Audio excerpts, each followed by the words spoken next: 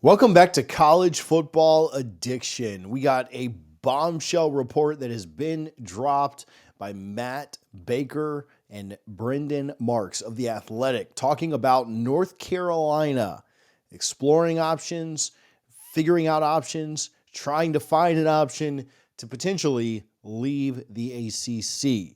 Now, this proves a couple of vital things that we've been talking about, and we'll certainly get to those. And for my Florida State, Clemson, Miami folks out there as well, there's maybe some angles or some aspects that will interest you about this as well. But let's talk about UNC just a little bit. First, though, Matt Baker is absolutely relentless. Florida State fans will remember him from the last decade of being here in the state of Florida. He actually lives right down the road from me in the Tampa Bay area. I've met him. I've spoken with him. I've seen him in person. We've DM'd. Really nice guy, really good guy, but he is an absolute bulldog when it comes to records and finding things out. And I know that he had talked about submitting records requests back when he was with the Tampa Bay Times, the local paper here. He's now with The Athletic, and we finally have some details, some information coming on some of those old records requests that he had been asking for. Some answers from North Carolina, the team that is hot right now in conference realignment talks. Obviously, Florida State Clemson's lawsuit's still ongoing. We got the ACC ESPN agreement here recently, so maybe some quieting down of what we thought would be a quiet offseason from the realignment angle. Baker just threw a little gasoline on that fire to get it going back up. Now, this was released late on Tuesday night. I don't know when you'll be watching this. I don't know when exactly it'll come out, probably first thing on Wednesday morning. But if there are any changes or anything's happened in that article since then, I'll link it in the description so you can go check it out for yourself.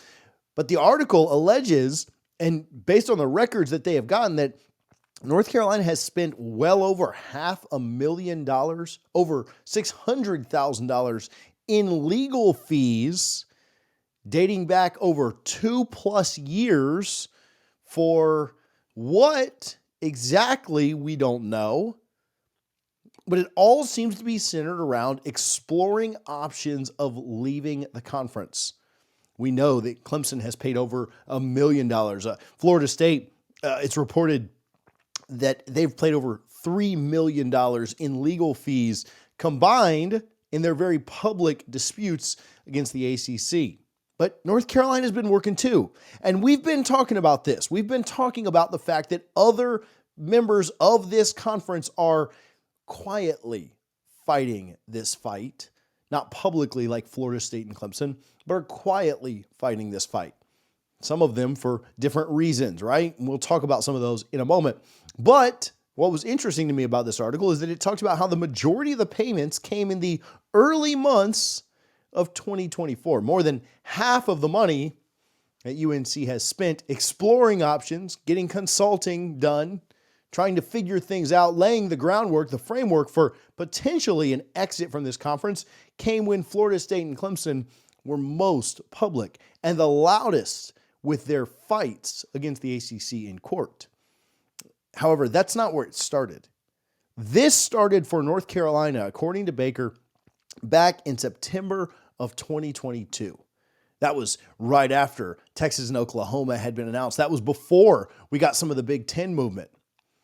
In the article, it says, a source said that look could be best described as the university doing its due diligence amid a constantly shifting landscape, rather than an aggressive legal ploy. Obviously, Florida State and Clemson being that side. That said, about half the matter's total expenses, $310,000, came from work during the first 4 months of 2024. Like I just mentioned, the time frame covers a pivotal period in realignment, maneuvering, and positioning, the immediate aftermath of Florida State and the ACC suing each other, dueling lawsuits also filed by the ACC and Clemson, and North Carolina State University system seizing more conference realignment power from individual schools. Now, UNC seems to have no confidence right now in their leadership. In the article, John Prayer, the UNC Board of Trustees chair, said, I firmly believe that protecting UNC financially requires us to explore every available avenue to depart a conference that is in financial decline. and is primarily serving its bottom tier schools. While Carolina once led the ACC, that time is long gone. The current commissioner is not serving our best interests, and simply asking for transparency will not get us anywhere, but would be a welcome change. Florida State and Clemson have been very vocal about this, have been very out in the front, and the targets of a lot of just frustration in the college football world. Man, they're never going to get out. They sound like whiners. They're just unsatisfied. Take your money and go. But UNC is doing the same thing internally, right? And you may have merit to say, well, at least they're keeping it in-house. At least they're not making a mockery. At least they're not making a scene. At least they're not whining in front of everybody. Sure, if that's the argument you want to take, that's fine. The root, though, is that it's not just Florida State and Clemson. The root is that UNC thinks the same thing. And this isn't an attack on Jim Phillips, right? Jim Phillips was given an impossible task. He was given an oar to row his way to shore on a sinking ship, right? But the confidence in Jim Phillips, the confidence in the leadership at the ACC, right? The ACC cost themselves in Florida State a playoff spot in 2023 by not agreeing to expansion. The ACC has been very reactive to adding teams, where conferences like the Big Ten, SEC, and Big 12 have been proactive. The ACC is having to react to every move that's made. And teams in this conference, programs in this conference, universities in this conference just do not have trust. They do not have faith in the leadership in Charlotte, at the ACC. A former trustee at UNC emailed, "We have a landing spot if things blow up." Direct quote. And I fully believe that. I'll link it here in a moment, but the Big Ten guys that we talked with, the Big Mountain podcast, we've talked about this. We've talked about who wants UNC, why they're an attractive brand. We're going to continue to talk about that. But what I tried to tell you guys, and what I thought I was very clear about is, listen, I know that it's easy for me as a Florida State fan to say, oh man, everybody, like, we're not the only ones that think this. And people say, man, Florida State, they're just whining. They're just sad they got left out of the conference, or out of the playoff in 23. Look how they followed up. I understand all those jabs and jokes we'll get. But then shortly thereafter, Clemson filed. And while all that was going on, UNC was filing. And let me just tell you, there are other programs. I have spoken with people at other programs who have confirmed to me that it ain't just these three. It ain't just Florida State, Clemson. Oh, there's UNC. There are other ones pulling levers as well. Some of them are private universities. They don't have to put things out in public. There's one even in the same state as Florida State that very much has an intent to get out of this conference if and when it's available to them. Another part of the article that I found pretty interesting was Duckett, former trustee, writing, "Let FSU and Clemson pay the attorneys and we'll see what happens. We all learn via their expense." Hey, that's not a bad strategy. It's not a bad strategy for Florida State to wear the black eye while the rest of the conference waits and watches. But it's not just Florida State's expense. It's not just Clemson's expense.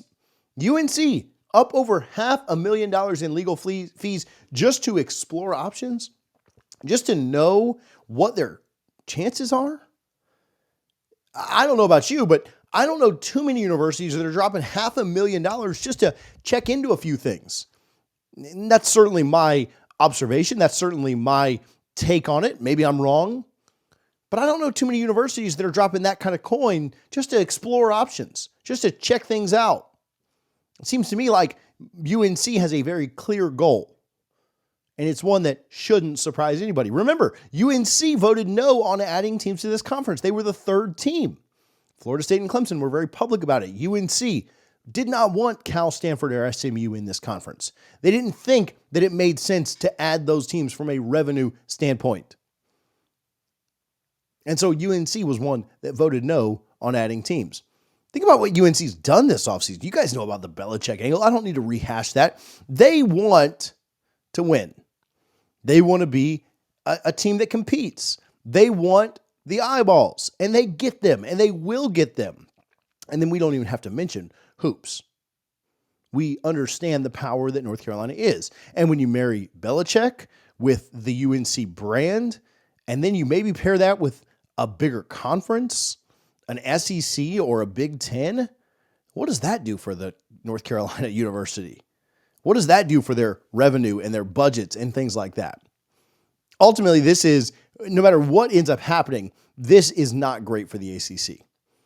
Everyone had whispered this. Everyone had assumed that maybe this was going to happen. UNC was the next big brand. But for it to be known that your biggest brand, that's a charter member, now your second charter member, your Tobacco Road Pride in North Carolina, that they're looking to leave the conference, that they are just as intent as Florida State and Clemson on getting the heck out, that's terrible for the ACC. Does it mean the whole thing collapses? Does it mean the whole thing craters? I'm not necessarily saying that. I'm not necessarily painting a picture that tomorrow we wake up and the ACC is no longer here. But I do think it paints a pretty stark reality for the ACC that at least their top three brands will not be in this conference for long. We understand that the rumors are an unequal revenue sharing that could keep the members in the conference through maybe the 2030-31 season, somewhere around there. Maybe you'd reduce some of the buyout penalties. That's what's been alleged from Dellinger and Hale over at ESPN as well. But it seems like the day is getting much closer that the ACC is going to lose at least their three biggest brands. It would shock me if it wasn't more than that. We also know about the politics at UNC, and here's where the Florida State fans will chime in and say, wait a minute, wasn't UNC's athletic director, wasn't Bubba Cunningham shooting down the idea of other teams, other programs, other universities exploring options, suing their conference, trying to get out? Now, Bubba's a good old boy, and if you can't tell by his name, that probably doesn't come as much of a surprise. But he's an ACC loyalist, and I've been told repeatedly from folks at Florida State, folks outside of Florida State, folks at Clemson, folks at Miami, Bubba likes to play the line a little bit. And UNC's athletic director very much likes to have his cake and eat it too. Does he want what's best for North Carolina? Sure. Does he want to upset people in Charlotte? No, not at all. And so it's a little ironic to me that this is all going on behind the scenes, and Bubba Cunningham is publicly calling out Florida State and Clemson for what they're doing publicly. We also know about the Board of Governors and how NC State may get the very best golden ticket ever by being attached at the hip to North Carolina.